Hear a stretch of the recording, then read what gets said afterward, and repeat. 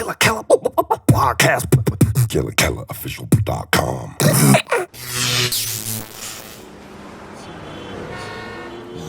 That'd be amazing. Yeah. All right, okay, let's get into this. Ladies and gentlemen, this is the Killa Kela podcast. I am inside the ride with one of my heroes. This is Tizer ID. Hi. Yeah, man. We're just getting into it right now. We're going to talk about everything Graff related and or my man here, me and him, we talk all the time about all sorts of stuff. So this is a real treat for me. We were just talking about the States, where your family originally were from. Well, my mother was English, and in the 60s she worked in television, and she wanted to produce her own television show, and at the time there weren't any female producers in England at the time, so she moved to Chicago in the kind of mid 60s. Nice. Did her own kind of talk show.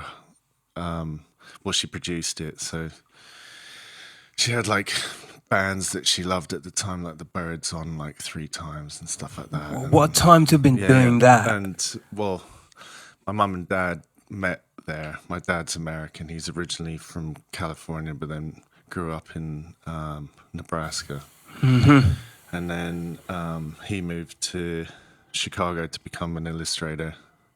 And then they both met, and they were really hardcore. They were really against war at the time. So my dad was really scared about going to Vietnam, but he was like 2 years too old. And then my uncle had flat feet, so he didn't go. But wow. They were like in the Chicago riots and got tear gassed and stuff like that. And then my mum and dad were best friends with Fred Hampton, who was the leader of the Black Panthers in Chicago at the time.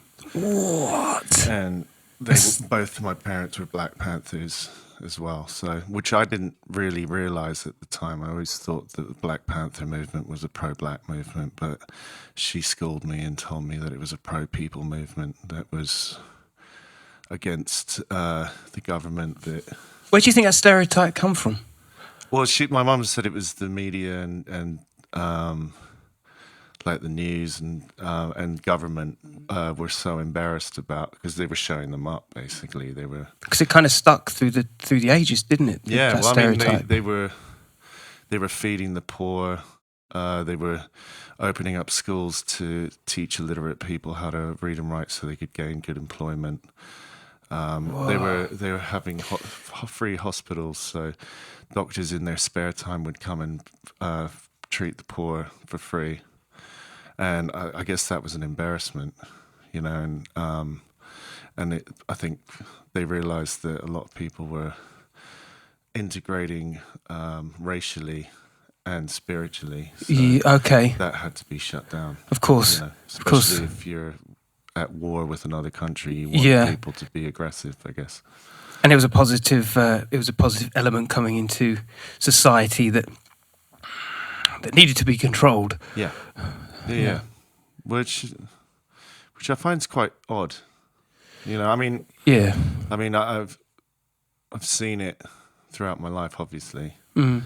Of like in this country especially, there's a weird kind of class system that is detrimental to rich and poor. Mm-hmm. So Mm-hmm. you're kind of not allowed to leave the box that you've been given. Yeah. You know, you get weird expressions like nouveau riche. Yeah. Like, you know, like that guy's done well for himself, but he's not old money, so he's still not good enough. Yeah. What's the deal with that? I don't know. It's really odd. Yeah. It's quite a strange kind of concept. But I don't know. I've always judged people by them, not by if they were pretty or what they looked like. Or if somebody was cool to me, I was always cool to them. Yeah, totally. But I mean, because I skateboarded for many years, like pretty much every day for like 25 years, and I started doing graffiti when I was 12. And both those things got me away from the life that I was meant to have. You know, I was shit at school because I was dyslexic, and my teachers constantly told me I was stupid and that I would never be anything. Welcome to the party, pal. Yeah, me too. You Yeah, know what I mean? It was like, it's quite a strange way to behave in front of young people. Yeah. To be that negative. You know?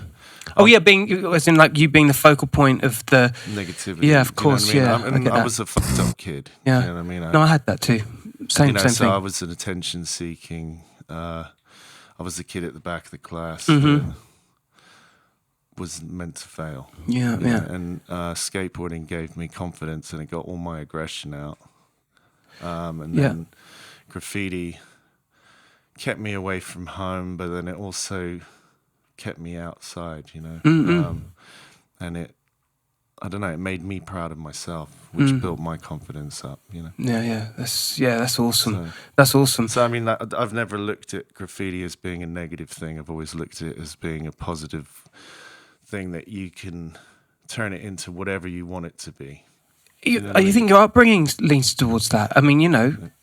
And by me and my brother doing kind of commercial work and stuff like that, we originally did it so that the younger people below, who were coming up underneath us could realize that they could turn it into a job, or they could travel. Yeah. You know what I mean? Like, What you ended up doing and what you still do now. Yeah. Yeah, exactly. You know, but like growing up in, well, I mean, we moved to, me and my brother, he was in the Zulus. And he's also like, he was a hip hop DJ and was on the radio, and then did lots of writing for different magazines, hip hop and graffiti. And we just kind of, I don't know, we were always trying to, my brother said to me years ago, he was like, we were Zulus before I became a Zulu. You know, we were always trying to bring people together, especially like kind of warring crews. Yeah, in a unification if we were kind of way. friends with Yeah. one or two of the people, we'd try to break down the kind of beefs and stuff like that, and try to get people to come together. Because when you do graffiti, everybody hates you. So we never really understood why we were hating on ourselves, you know. Yeah. I know that's part of it in a way. Yeah, which it's makes it an different. athleticism, isn't it? Yeah. That's what we deal with when you're face to face with other people in the genre that you know. It shouldn't be seen as negative. It's a form of combat. Yeah, but it should be a battle element to it, but it doesn't necessarily need to be violent. No. Do you know what I mean? Yeah. And because I grew up with violence, you know, the reason why we moved back to England was my father was super violent, you know, so we had to kind of break out. Right. So then we moved to Sydenham in South London, and at the time South London was bandit country. No one came to South London, especially Americans. Do you know what I mean? And it was like the only Americans that were in London, really, that you would see had like pink flares walking around Chelsea. taking photographs Yeah. of Big Ben, you know what I mean? Going, Yeah. oh my God, Larry would love it. But it was... That's still here too. It still exists. Yeah. But you know what I mean? It was... I think at the time, most of the programs that were from America were about wealth. So like when we were on the bus, people were like, are you American? We were like, yeah. And he was like, give us some money. Because and I was like, man, there's poor people in America too. Yeah, totally. So yeah, That's interesting. we got a lot of racist abuse when we were young here. It was like, you fucking septic, like, septic tank yank, which is Cockney rhyme slang. Oh my God. But you know what I mean? I mean, like, you know, it's it's back. constant, It's just it was of a time, wasn't it? Like, yeah, but I still get it. really? Yeah. People always go because they can hear that I have a twang in my accent, so I don't sound English, but I have English slang with what I say. Do you know what I mean? Yeah. I mean, oh yeah, I get you. So people are like, "Why are you here? What are you doing? It's really nice over there. Why don't you go back home? Fuck off!" You know. So, so it's that kind of thing. Like sometimes people ask you because they're interested in where you're from. Yeah. But then sometimes people are asking you because they don't want you here, which is fine. So you've always been in South London. So, Well, no, I've lived all over. but Brixton's your home. Yeah, I mean, I kind of we moved When we first moved to England, we lived with my aunt and uncle and their 3 kids who were older than us. Okay. So they were really into the younger cousins. The 2 were punks, and then my oldest cousin was into kind of, I don't know, kind of electro and things like that. So, Dude, it's mad how, because you're so embedded in street culture. Yeah. Like everything that is. well, my cousin was, the first time I had ever seen anybody do a tag, my cousin was doing punk tags, and his name's Tom, but he did like a T, a hashtag, and an M, and we were like, whoa, what's he doing? He's writing on something that's not his. And ahead of the game with a hashtag, you know. Yeah. But then he was really into the Clash, so he took us to go see the Futura piece. Nice, yeah. In, I think, kind of 83, 84. And we didn't know what it was at the time, but he was like, he wasn't into graffiti, but he was like, this guy rapped on the on the Clash album. So we kind of, that made us interested in that. So then we started looking at graffiti, you know. And then on his estate one morning, we were walking to school, because they used to walk us to school. And we saw this funk piece that had mate, and yeah. it was like Afro character with goggle glasses, and we were like, what the fuck? Yeah. That wasn't there yesterday. And I turned around. Game changer. Yeah, I turned around to my cousin and I was like, oh, what does funk mean? And he was like, oh, it's some bullshit soul music. Because he was into punk. Punking it, yeah. So, and ska. So, but me and my brother were like, wow, that's the best thing I've ever seen. You know, Let's do that. That's so me. my brother started doing kind of like, you know, Kilroy or Chad. Yeah. He was doing like some of that, and you know, but we were just looking at it for years. And what date? What date was this? Do you reckon? Kind of 84, but we weren't really into graffiti. Do you know what I mean? Yeah, I get it. I get it. And then my friend's brother got Subway Art, and he wouldn't really let us look at it. And all of his Straight to the friends- library. Yeah, all of his friends were like doing outlines, and we were like, "What's this?" And he was like, "No, you're not allowed to look at it." You know? Yeah. And then because in like '84, English punk was dying, and so was ska, and all the music that was coming out at that time was all like shit pop music.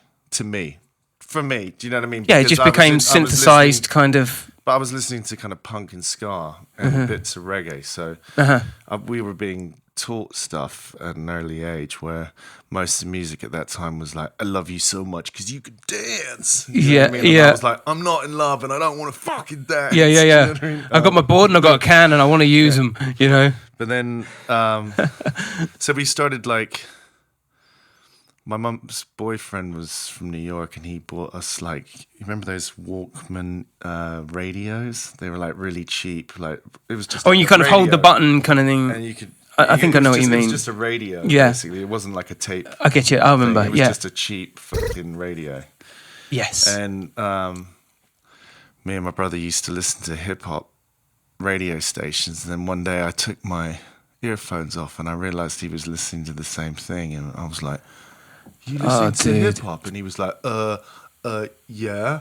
And I was like, I really like it. And he was like, yeah, so do I. And then we both realized that we liked hip hop. And graffiti was of the same medium. Another discipline. But we didn't start doing graffiti for years, really. Do you know what I mean? Like, we started doing shit tags in like 88, 89. Do you know what I mean? But it appears to be quite a calling, you know, all roads lead to. Yeah. I mean, we were looking at it. So we were like, we were originally trying to read it because in South London, most of the tags were like quite wild style. So we had to kind of figure out how to read them. You know what I mean? And then we started realizing that dudes from our neighborhood were in central London. And we were like, oh my God, these dudes are traveling. Yeah, because you've seen it. Yeah, totally. Yeah.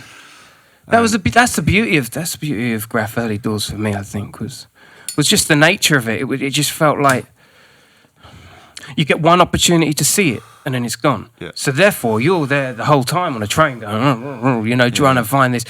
Oh, I saw that piece. I saw that piece on at Westbourne, underpass, But or then you would find out from people that something was done. So you would go to a neighborhood and walk around all day trying to find the piece, and then when you found it, you were like, holy shit. You were like looking at it, like trying to figure out how they did stuff. Absolutely. The Trellick, I remember, like there's one in, one out of this spot. It's like, I remember. Well, it was closed off. It was a big kind of it was right. circle. Like they'd knocked down the wall. And it was just like this kind of stepway, wasn't it? Yeah. If I remember rightly. And I remember going in there and I was like, you better get out there quick. Yeah. Because you ain't coming back out. Well, most of the time, all of the best graffiti was in the worst neighborhoods. And kids could tell that you weren't from their neighborhood. Straight off with the backpack. It starts with the backpack. Yeah. What's in that? You know? Well, I mean, at the time as well, you were. I was constantly getting people trying to fuck with me. Do you know what I mean? Because one, I skateboarded and I was in their neighborhood, and two, I was at nighttime. I was trying to do graffiti. Being in their neighborhood, so they were like, "Fucking get him!" You know what I mean? Like, so I had to run a lot when I was young, or get punched in the mouth. But you set up. But you covered a mass area of London at a young age, north, east, south. I mean, I remember growing up checking your stuff, and then having the pleasure to have worked with you back in 2002. It was like a door opener. I was like, wow, like Solo One, peace out, Solo One. He introduced me. Solo. Yeah, man. He introduced me to so many cool people. Like, yeah, same. Well, he introduced us. You know what I mean? Like, yeah. And we had. That was a really important time, I think, for British graffiti.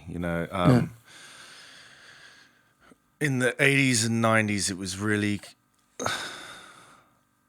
quite violent and aggressive. Do you know what I mean? South v north, west, east? Just the graffiti in general. Right. Do you know what I mean? And it was,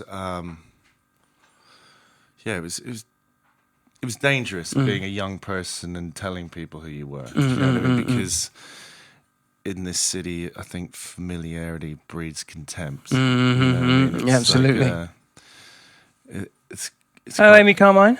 Hey, how are you? Hey, good to see you. Nice to see you. She's in passenger. She's in with the audio. She won't be in with the visual, but we have Amy Carmine here. She's in the house. As well as sorry, Ty. No, it's cool. But yeah, I mean, we just had. It was basically me, my brother, and two friends of ours. We, in our group of friends, we just bombed, and that's all that we really were interested in was tagging. So, and we just didn't tell anybody who we were. Just because it wasn't important. We didn't need to make any new friends or anything like that. Because there is a reclusiveness, isn't there, to early young graffiti writers, isn't there? Yeah. I think that matures with age, and you kind of you kind of lay your guns down as you get older, and it's like, okay, you look chill. You kind of, hopefully mature a little bit. Yeah. Well, you hope. Yeah. But then there's always a younger breed coming up that are just as aggy. Yeah. No, but that's cool, and it needs to have that kind of aggression to it. It's, I think that's important. I mean, London was like, I'd say, New York, Paris, or Sydney. You know what I mean? They were quite punchy scenes. Yeah, they were. A great to go with the cosmopolitan attitude, isn't it? It's like quite aggressive and like. Yeah, people always used to say, London's, they're just dubs and throws and tags. It's like you rarely see a burner until once you get into Paris. I mean, it's burners all the way from. All across the tracks. Yeah. Always impressed with the European scene like that. Yeah, of course. You know what I mean? Like they're dedicated and they're hardcore. You could say that about like Parisian b-boying as well, or do you know what I mean? It's always been really important. Aggressive. I think a lot of because there was a lot of female graffiti writers in the 80s. You know what I mean? Like mostly kind of bombers and stuff like that. But then in the 90s, there was like 15 girls. Do you know what I mean? It was like mostly men, because I guess women in the kind of late 80s fell out of love with hip hop. It lost its fun, I guess. Well, testosterone. Too much of. I don't know. It just a lot of women kind of left hip hop. So going to hip hop jams in the early 90s, it was like mostly dudes, and then there'd be one chick in there, and the guy going, "She's mine, get away from her! Stop talking to her!" You know, but I like that. It's true though. But you know, like that's the same with like skateboarding was really unpopular. Girls didn't want to mess. Like they were just like, "Oh, you're a fucking rat." Yeah. Do you know what I mean? And with hip hop, they were like, and you know, and yeah, the three things that I was always into weren't cool until like 1997. I remember going to the Scala and walking in there, and there was like 60% pretty chicks and like some like fucked out dudes, and I was like, what the fuck? Why is there so many women here? And I was like, hip hop's become trendy. I was like, yes. Like, you know what? There was a couple of births. I think I distinctively remember like one week going to like an OC and Big L show in Brighton and it being incredibly mannish, and then the following month I went to Fresh 97, and it was like one of my first like hip hop festivals, and Jurassic 5 were on the bill, and all of a sudden there's like a few more chicks than there was in the last venue, and then all of a sudden it starts building. It's like I think there comes a real kind of sweet spot in scenes where it becomes so innocent, and the people that are in it are totally and utterly invested in a community cultural way. Something happened with hip hop, clearly, that when it went past that company flow raucous era, it started getting chin strokey. Yeah. DJs became turntablists, and then the females kind of it got a bit too techie for me. Well, do you know what I mean? It just, I used to get, well, I mean, whenever I go to hip hop jams, it turns me into like a 14-year-old kid. I'm like, yeah. Do you remember we were at Jazz Cafe like a couple of months ago? You were like, come and see Main Source. I was like, all right. I checked with the missus and went down there, and it was like, yeah, I'm so glad. I was like, Mrs. Who? I'm in. You know, it was a good night. Yeah, it was amazing. That was really fucking cool. You got shouted out like a dozen times. Yeah, that was probably the best thing that's ever happened. I was just like, oh my God, my hero's calling me out. Dude, we were like, we've started off at the balcony looking down. I was like, yeah, he said Tizer, that's off my Tizer. And then he said it like another 6 times. I was like, yeah, it's tight. He's just down there. He's down there. Tizer, you still here, mate? You know, it was a good look. Yeah, it was great. I was really chuffed with that. That was one of the best things that ever happened. Yeah. That venue was, I would say it was like 40, 60. You know, men to women, you know. Yeah. It's getting better. Yeah. Again. Yeah. You know. I just we got into, me and my brother got into graffiti because I used to beatbox, and that kind of went out of fashion. You know what I mean? Hey, man. I used to. I roll with the punches. I used to. No. But like in the early 90s, it did. It went early with 90s. The way the yo-yo went, it kind of was like a thing you did, and then all of a sudden it wasn't. Yeah, I know what you mean. Yeah, I mean, but even b-boying, do you know what I mean? Like that completely went out of phase, didn't it? Because when I started going out to clubs, I was into all that kind of kid and play jazz dancing bullshit. You know what I mean? Yeah, I know what you mean. Doing the splits and do you know what I mean? Yeah, all that kind of stuff. Kind of reverse splits up as well, and clap your hand. Kind of shit. But me and my friends had like we used to do doubles and like slide through each other's legs and shit like that. And so you had it locked. Oh, we were good. We were good dancers, and but me and my brother, because we used to draw when we were bored, because where we lived, we kept getting burgled. So like, we'd never had a TV for like 8 years in our house. We'd have a TV for like a month, and then we'd get burgled again and not have a TV. It probably worked in your favour. I mean, it's the biggest tool to I haven't got a TV, you know, and it worked. Dude, the amount of work I do. You imagine how much your set skill upped just by not having a TV. Yeah. Can you imagine having a TV? Yeah, I wouldn't have done shit. You wouldn't have done shit. Yeah. But like we kind of thought, oh, because we draw, we should do graffiti to be part of hip hop. You know what I mean? And we could be anonymous, you know, like people, like, because we didn't tell anybody who we were. We didn't have the kind of beefs, or we didn't get involved with any of the things. So we liked everybody's graffiti, even if they were warring with somebody else. We still rated them as being top writers. You know? Yeah, totally, yeah. So I've always noticed that about you. You know, as a friend, as much as a admirer of the pace in which you work and how you socialise. You're very much an anchor of the scene over here, if you don't mind me saying. Well, To yeah, a I mean, point. I wanted to.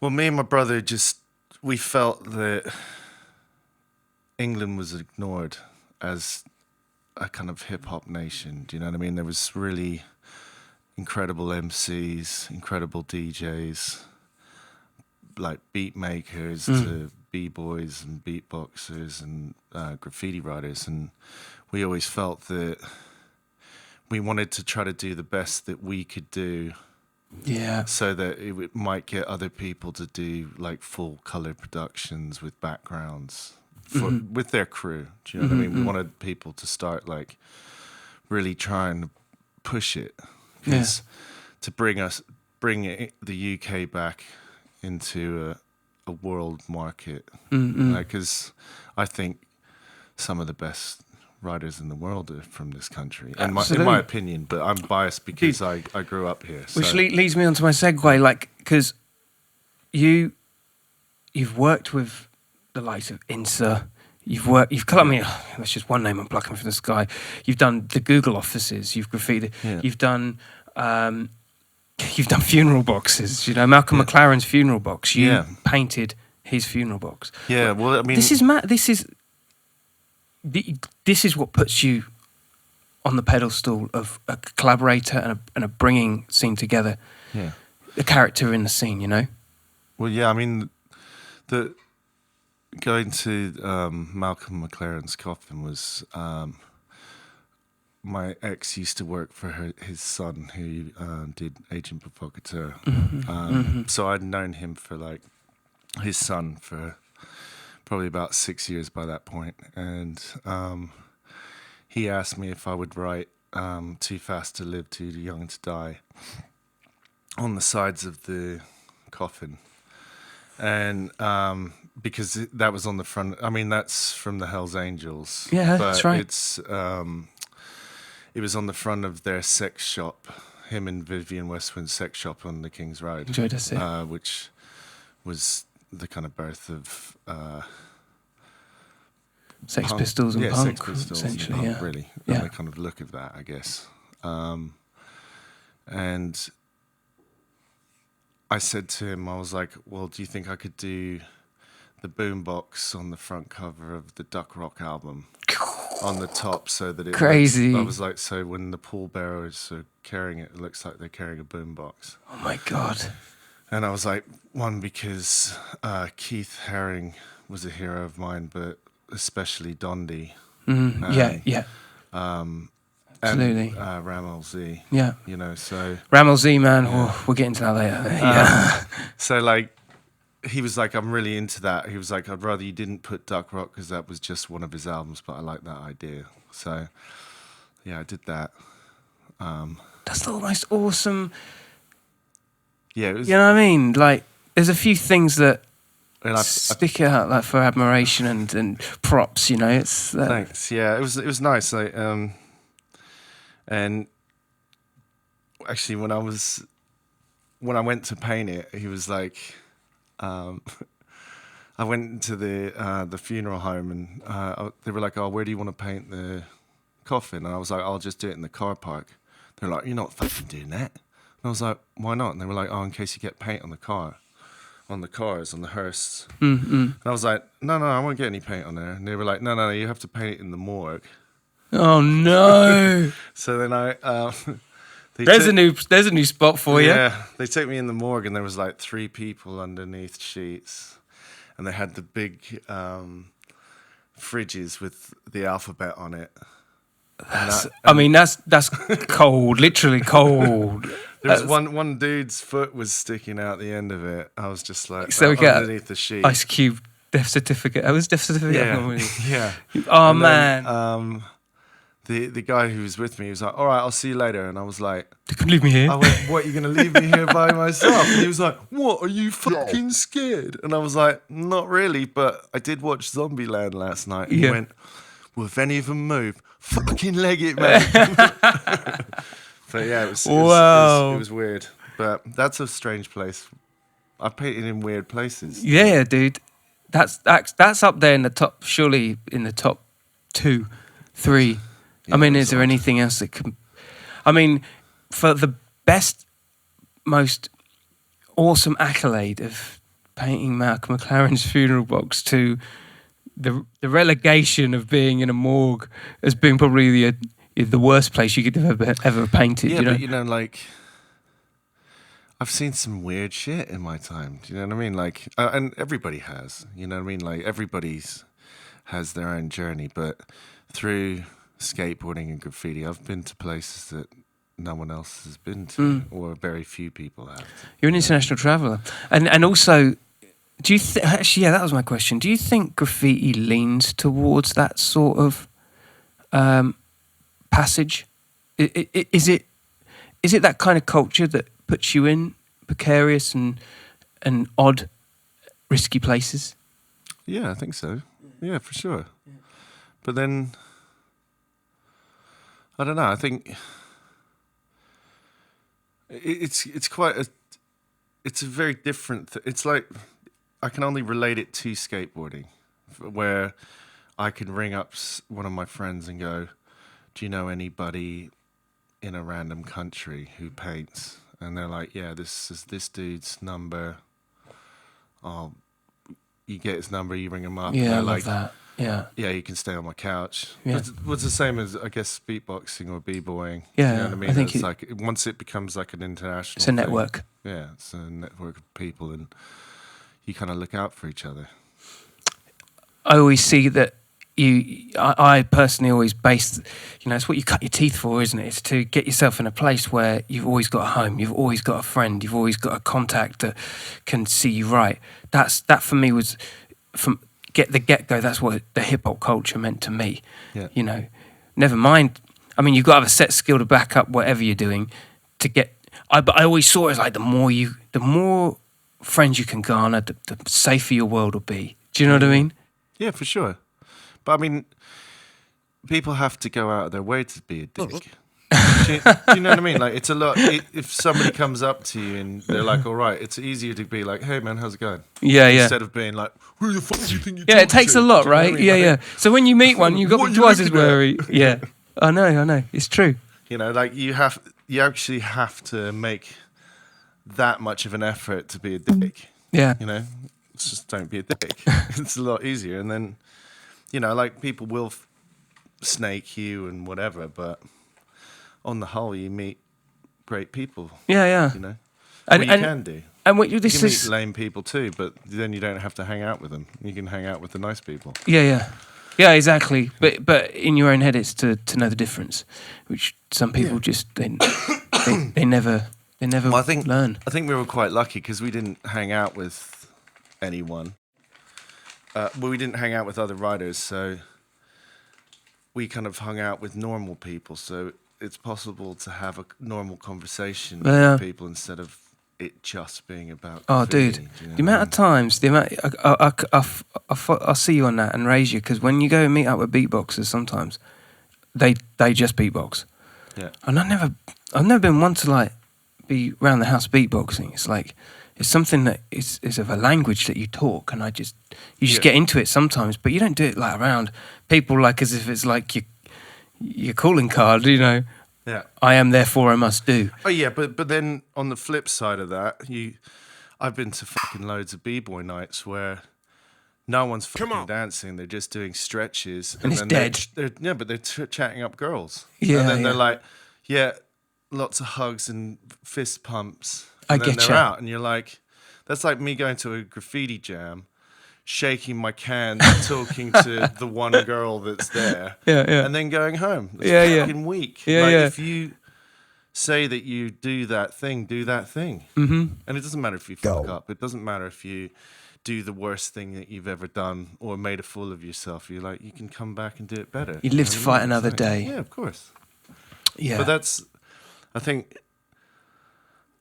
a lot of people have a lot of excuses of why they can't do things. Do you know what I mean? Yeah, They're like, oh, I don't I have agree with any that. paint. And I'm like, well, fucking steal it. Yeah, yeah. Do you know what I mean? Or get some emulsion and get one can of paint and outline it. Do Yeah, you know yeah. what I mean? It's like, you can, we used to make markers out of our own markers. Do you know what I mean? Yeah. It wasn't, I couldn't afford good markers. So What do you reckon that is? Why do you reckon it's easier to procrastinate when your set skill is such a it's the fear of rejection. yeah? Because we all have down days, you know. Yeah, of course. But, you know, hip hop's about showing off. Mm. And it's also showing off and hopefully getting laid at the end of it. Yeah, yeah. Because we're not going to get a medal from it. Do you No, know what yeah, I I mean? get ya. None of Oh, us yeah. are getting a medal. Yeah, It's not yeah. like, oh, here you go. Like, oh, thanks. Well No. done. Yeah. Yeah, I get you. And most of the time, in the UK, English people aren't good at compliments, and they're really bad at giving them. Mm-hmm. You know, so when you say to like a younger writer, like, "Oh, I really like your stuff," they look at you like, "What are you talking about?" Do you know what I mean? Like they get freaked out. Me. And then also, I think it's the fear of saying something positive to somebody and then them How they receive it. taking the piss out of you, Gotcha. or making you look Yeah. stupid. Do you know what I mean? Yeah. It's, but I think it's really important for older hip hop, UK hip hop heads, to start congratulating each other. You know, because I've seen a lot of people quit who were incredible. But For the lack of enthusiasm. well, just people don't tell them that they like their stuff. Yeah, Do you know what I yeah. mean? So then I'm with they're that. gone. Yeah, I'm You know with what I mean? that. Because they think, oh, I'm insignificant. No one likes my shit. And you're like, no, there's loads of people. That Because like it's such an athletic sport, no one really wants to raise the bar and say, "Hey, you were great." No, they it. would Yeah, but rather. no one helps each other out as Yeah, well. yeah. Do you know what I mean? Like, a lot of people expect shit. Do you know what I mean? They're like, I think that goes with a lot of cultures, though. yeah, but it's bullshit. Yeah, it's bullshit. Do you know what I mean? Like they people will take things from people, but then when they're in the position of having some power, they never help out the people that got them there in the first place. Yeah, it's true. Do you know what I mean? It's true. So, you know, and that's also to do with lack of congratulating people as well. You know. Also, I'd say though, to add to that, I think while it's important to pay homage and help bring up people that have brought you up, it depends on the situation, because sometimes I think maybe some of the old schooler guys, they don't like ramp up their set skill. And what you really want to do is you really want to be like, well, you've come on so much, dude. I don't even know why you're not getting a look in. Yeah. Let me put you on here, you know? Yeah, but then a lot of people are bitter. Yeah, that's right. It's true. Do you know what I mean? Yeah. They're sitting there and fucking moan about shit, but they haven't done anything for 25 years. What do you And then expect? they're like, I'm back. Yeah, yeah. And you're like, so? Yeah, same We've style been as here ever. for the whole time. Yeah, yeah. Where the fuck have you been? Yeah, yeah, yeah. Do you know what I mean? It's Yeah, yeah. like, Red carpet. but you know what I mean? It's like, It's like all and scenes. of course, I get excited about people coming back because I remember them. But to the younger generation, they don't give a fuck. They're like, who the fuck's that old fart? Do you know what I mean? Who's walking in here with a screw face when Yeah. you have to come with humble pie? I had to tell someone, I can't remember who it was I talked to the other day. Yeah, exactly. Yeah, we got to you know work. what I mean? Yeah. But I was speaking to someone the other day who didn't know that Goldie was a writer before Right. the drum and bass, before the James Bond, you know, cameos. EastEnders. Yeah, yeah, totally. Like he, Yeah, but like but he's a person who young people should be looking up to. Yeah, Because yeah, absolutely. from being a graffiti writer, he's Yeah, become dude. an international actor Yeah, yeah. and musician. Absolutely. Do I you know put what him as mean? one of Like- my heroes, Oh, yeah, without man. Well, question. he's Tats crew, isn't he? Yeah, So, straight up. like superstar status, You know, he went over to New York. He did the business. You know, it's documented. You know, so Brixton's changing, London's changing. Yeah. What's your thoughts on that? I think it's social cleansing. People say it's gentrification, but I don't really see that. I don't know. I think it's quite odd. I mean, cities always change. Yeah, I mean that's the nature of them. They will always change, you know. And they won't miss you when you're gone. Do you know what I mean? But the rate that it's going, I mean, I get it. You know, there was a lot of old Jamaican families and old Irish families in Brixton. Yeah. And the families have brought up themselves, and then they can sell their houses for Yeah. stupid money to other people. Yeah. So I get that. But it's absolutely destroyed that neighborhood. Yeah. I mean, it was... I was talking to a Rasta man the other day in Brixton about it, and he said to me, he was like, you know, we've lived here through when it was shit, when there was crackheads and smackheads, and it was dangerous, and people were getting shot. And I mean, people are still getting shot. I'm not saying that doesn't happen anymore, but you know, it's.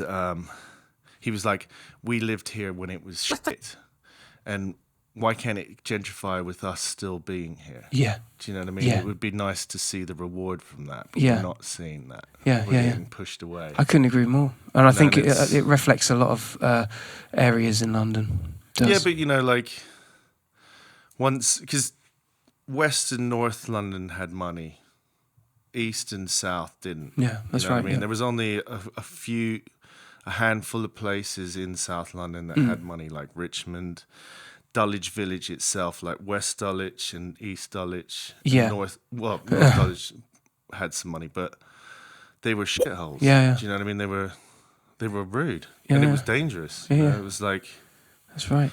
No, it's but now you see Feel people that. in like tuxedos walking down the front line shouting. yeah. Like, whoa, whoa, whoa, whoa. Yeah. And you're like, you wouldn't have been here 7 years ago. Yeah, totally. And it doesn't feel like it. That But they're that's fine. part of the. You know what I mean? It's it's a fine. community thing. I think that lacks when you get. Well, people don't integrate. Exactly. You know, and when people have lived in a neighborhood for a long time, you start to know the shopkeeper by the name, or you know the Muslim family next door. Yeah. You know what I mean? But when I moved up to East London in the kind of late kind of 2010, around that time, when we first moved into the house, I went to the next door neighbors and I was like, hey, I'm Ed, I live next door. And it was like a young people, so they were cool. Then the people next to me, I was like, hey, I'm Ed, like that. And they were like trying to get into the house, No, like I yeah. was going to rob them. And I was like, I'm your neighbor. Like, I'm the guy who... I wouldn't tell you my name. You know You what know. I mean? Like, Yeah. it's weird. But I found that quite odd. But, you know, it's fine. But again, that was of a time too, wasn't Yeah. it? Yeah. But people they move to areas and then don't talk to anybody. Yeah, I mean, And then complain about... it's a tough and then one, isn't complain it? about it. Yeah, I Do you know know. what I mean? It was like... You move to Brick Lane because it's cool and trendy, and then you have a kid. Yeah. And then you're pissed off that it's noisy, and you're like, why did you move above a pub? Yeah, Or- do you know what I that mean? just drives me insane, man. Like, don't be around a club if you don't want to be. Yeah, I know. It's just like, if it doesn't work for their lifestyle, all of a sudden it's like, well, we'll just shut everything else down around. It's But sad. then you see, like, at like kind of Christmas time, and certain areas are just ghost towns because people who live there aren't originally from there. Yeah, I saw that So recently. they all Yeah. go back to like Hertfordshire. Do you know what I mean? So Which is you're when the like- graffiti comes out. That's when the writers come out to play. And I've been noticing, actually, there's been a lot of trains being Yeah, it's getting crunched. Yeah, It's good. Yeah, I mean, it's a dream. I'm just like, Yeah. no way. And I'm singing Pull In as well. I'm just like, no way. Yeah. Well, I mean, England has really weird laws. You know, like criminal damage is such a very wide spectrum law. It's like you can get arrested for letting down the air of somebody's tire of their bike, and that could be criminal damage. Do you know what I mean? Yeah, I get you. I see. When it comes to graffiti, it's just because everything comes down to personal ownership here. So it's all about what you own and if you've damaged that person's thing, or do you know what I mean? It's I do. Yeah, I know what you mean. I don't know. I don't see it as being a bad thing, and I don't really understand why you would put artists in prison. Yeah. Do you know what I mean? I do. I find it really odd. So like, they're putting like 17-year-olds into maximum security prisons with Up against rapists and proper criminals. Do you know what I mean? Like, graffiti's such a lame crime. Do you know what I mean? It's a cop out. If you wanted to be a proper bad man, you wouldn't do graffiti and get done with it, you know? I know what you mean. If you're pushing weights of drugs, you don't want the police to kick your door in about graffiti and find you're pushing keys. Do you know what I mean? Yeah, that's right. It's not... I tell you, man, I'll be honest with you. Know what I mean? It's you, as a young person, I wanted to be kind of a little bit bad. Do you know what I mean? Yeah. But I never really looked at it as being that bad. No, and you know, I always felt like whenever I was on tour and I'd come back to London, you know, to see, you know, DDS, to see Koza, to see Zonk, to see, you know, Teach, to see my heroes being on the wall, it said to me, I'm home now. You know, it just felt like I was connected in some way to the city. And nowadays, I just feel like even me being a Londoner and dressing a certain way, being a hip hop guy, embodying London, that's becoming more, you know, separable. I'm starting to feel like I don't know what I'm doing here. Do you know what I mean? Do you ever get that feeling? Well, they don't want us here. Yeah. Do you know what I mean? Yeah. We're not supposed to be here anymore. Yeah. We've maxed our quota. Yeah. we're not making the money that they want in this city. Do you know what I mean? They're trying to turn it like Paris, so the center of London is just all lovely and beautiful. You know, so tourists can come here and be like, "Oh, it's a lovely city." Like that's the way it is. Yeah. But Soho used to be so cool. Like it felt dangerous. It felt like, we're going to Soho. Yeah, that's true. That's true. You know what I mean? When you're young, it is scary because it is dangerous. Probably still is to some kids. Yeah. Oh no, it's really dangerous. Must be for kids. But I remember I was doing a lot of youth work in the kind of early 2000s, and I was talking to my English grandmother, and she was like, "Oh, how's it going at the moment?" Because at the time in the newspapers, it was like, hug a hoodie. Okay. And, do you know what I mean? It was like, be scared of children. They've all got weapons. They're dangerous. Do you know what I mean? You're like, no, they're not. They're fucking children. Yeah, do you know what I mean? And so I turned around to her and I was like taking the piss, like, they're crazy. The kids are nuts. Like that. And she was like laughing. But she was like, she said to me, she went, "Oh, well, when I was young, kids were stabbing each other, and I knew kids who got murdered, and I knew kids who had guns." Okay. And she was like, that will always happen. Children will always fight each other, and unfortunately, children die because of consequences. That. But that's a part of becoming an adult, and that's learning about what you should and shouldn't do. Do you know what I mean? Like, young men need to throw rocks at windows and get chased and be like, I'm never doing that shit again. Yeah. Do you know what I mean? Like, or I'm going to do that all the time. Yeah. Like, totally. And it's the same with Graff, I guess, you know? Yeah. It comes with the same energy. Yeah. The same angst. Yeah, but I mean, it's cool that older people are starting to paint and stuff like that. You know what I mean? But I do find it quite odd that you didn't start when in your teenage years. Do you know what I mean? Like, because that's the kind of main part of you getting away with it. Getting away with it, yeah. So like, I've always found it quite, because it only started in like the 2000s when people were in their 20s and they were like, right, I'm going to go all city, and you were like, okay, that's cool, go for it. But why didn't you start when you were 15, 16, 14, 15? You know, but I guess graffiti got trendy, so. It did that. I mean, but it's also the courses, right? Trendy like 5 times in this country already. And you know what I mean? and many more times in between in other countries. It goes in and out of fashion. I think there's a few things at play with a lot of cultures, and to be honest, the majority of times it's all down to the technology. Instagram, I think, helps garner like new artists, and seeing things that you thought would be here today, gone tomorrow on a train or a wall gets wiped over like within a space of 48 hours, but now it's documented.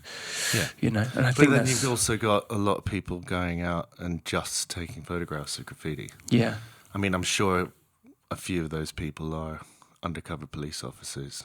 Do you know what I mean? It's that's you know what I mean. But area, isn't it? Yeah. But you know what I mean. Like, I've never looked at Graff as being bad. So it's like, you can take a picture. I don't give a shit. Please post it.